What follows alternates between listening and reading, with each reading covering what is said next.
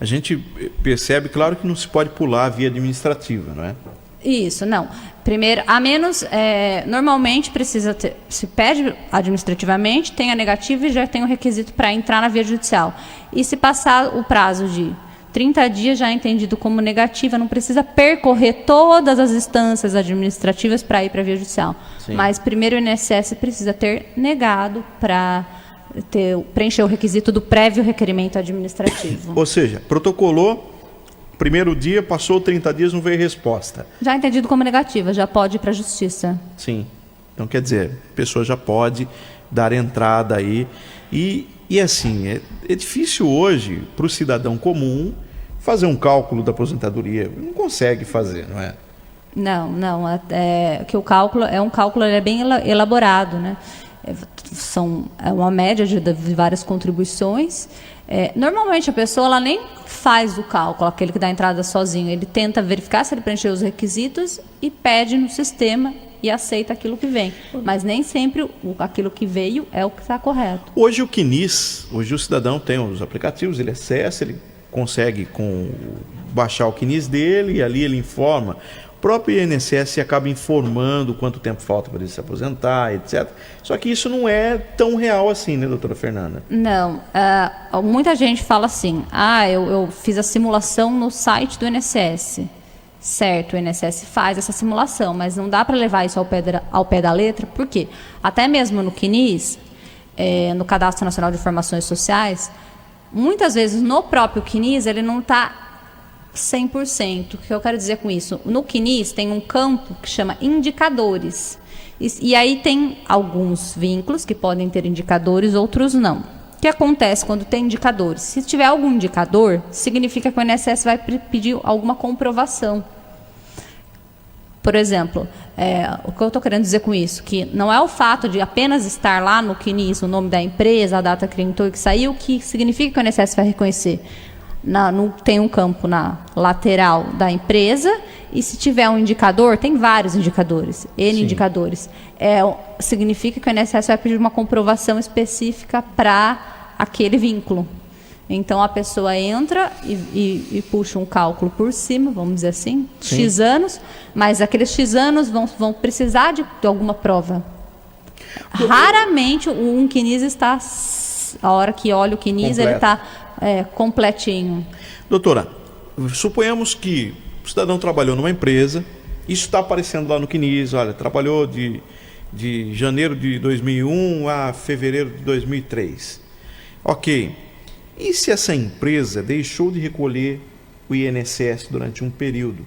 Isso também vai atrapalhar para o cidadão se aposentar?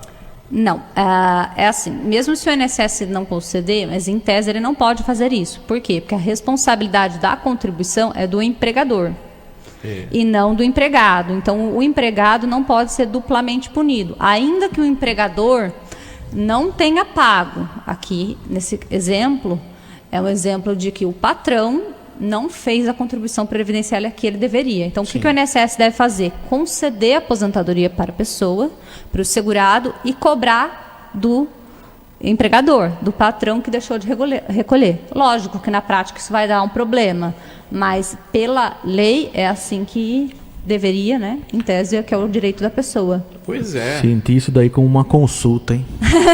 Não é consulta. Senti uma consulta aqui. O que você acha, Juan? Não é consulta, até porque eu estou muito longe para me aposentar. Uma consulta. Não, isso é uma coisa comum, que acontece muito, né? Até nesse período que nós estamos passando, quantas empresas estão passando por dificuldades e muitas vezes deixam de recolher o INSS, o fundo. Só que aí vai ter que provar que trabalhou na empresa, porque se ela deixou de recolher, não vai estar o nome da empresa lá no CNIS, certo? Aí vai ter que juntar alguma prova de que de fato trabalhou na empresa. Eu digo porque não vai estar existindo assim, isso para o mundo do INSS. Doutora, é assim, imagina que o cidadão ele entrou na empresa, ele começou a trabalhar e isso vinha sendo recolhido. Entendi. E depois de um período a empresa deixou de recolher. Então, pode ser que apareça até no CNIS nesse período. Vai provavelmente aparecer no CNIS com a data fim até a última remuneração, até o último recolhimento. Então tá. Por exemplo, se a pessoa entrou na empresa, mas a empresa recolheu só por 1 ano e a pessoa ficou 3 anos. Vai ter a última remuneração, o último recolhimento. Por isso que entra naquela referência. Isso. Daí vai ter algum indicador ali no CNIS. Por isso que a referência que ela Avisando. disse, Sim, pelo que eu sim. entendi, joga ali na referência. Isso é comum com empresas que quebram, às vezes. Sim, Antigamente tinha. Hoje não, mas muitos trabalhadores tinham a época da concordata, a falência. Hoje é recuperação judicial, né? Mas muitas empresas aqui de Limeira chegaram a quebrar e muitos, às vezes, trabalhadores do período que ela estava vigente realmente não recolheram as contribuições, como você falou. Muito bem, tem participação aí. O Nelson de Santa Bárbara está conosco na linha. Oi, Nelson, boa tarde. Boa tarde, Diego. Tudo bem com você? Tudo bem, querido? Pois não? Parabéns pelo programa aí, tá? Muito obrigado. Olha, é o seguinte. Eu tenho uma aposentadoria por validez e uma por pensão, por morte. E tenho um filho na PAI, com 22 anos. Nunca recolheu. Ele tem direito? Vamos lá, então, por partes, né? Doutora Fernanda. Ele tem pensão por morte, é isso? Eu tenho uma por morte e tem a minha mesmo. E aposentadoria por validez. Tá, já tá. Validez Isso, tá. Na época que foram concedidos seus benefícios, podia acumular aposentadoria e pensão por morte. Ok, então, quanto a isso, tudo certo. Depois da reforma da Previdência, tem que escolher o benefício mais vantajoso e não recebe os dois mais na integralidade e uma parcela do segundo, mas não é o caso específico do senhor, porque o senhor já estava recebendo. E qual foi a outra pergunta? Algo rural? Ele tem um filho que estuda na PAI, Ah, tá. tem 22 anos. Vamos lá. Não, aí eu creio que o senhor deveria estar falando sobre receber o LOAS, que o LOAS é para quem nunca pagou o INSS e se enquadra em deficiência, que é o caso do seu filho, ou acima de 65 anos. Embora ele se enquadre como deficiente, não vai enquadrar na condição de miserabilidade. Por quê? Porque se o senhor morar na mesma casa que ele, vai pegar a renda da família inteira e essa renda não pode ser superior a 1/4 de um salário mínimo. Então, o senhor já está me dizendo que o senhor recebe 2 benefícios, uma pensão por morte e mais uma aposentadoria por invalidez. Ou seja, o senhor tem renda. E aí, isso vai descaracterizar a condição de miserabilidade para o seu filho em um eventual recebimento de LOAS. Ô Nelson, deixa eu só fazer uma outra pergunta aqui. No caso, se o Nelson chegar a falecer, o filho dele tem direito a herdar uma dessas aposentadorias ou pensão por morte em virtude da deficiência? O deficiente, sim. A aposentadoria, a pensão por morte, ela é devida para o filho até os 21 anos de idade, ou o deficiente. Porém, o deficiente não tem idade.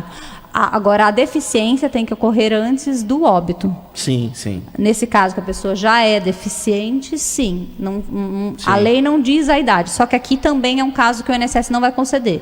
O INSS só vai conceder para o deficiente também até os 21. Mas aí tem posicionamento da Justiça que não se analisa a idade fim até os 21, mas sim a incidência ou não, quando surge a doença. Aproveitando, Diego, essa pergunta, o Nelson, que foi muito pertinente, um abraço, Nelson, Dr. Mike está falando. Fernanda, o filho, né, no caso do Nelson, ele já não deveria estar constando como dependente dele no INSS?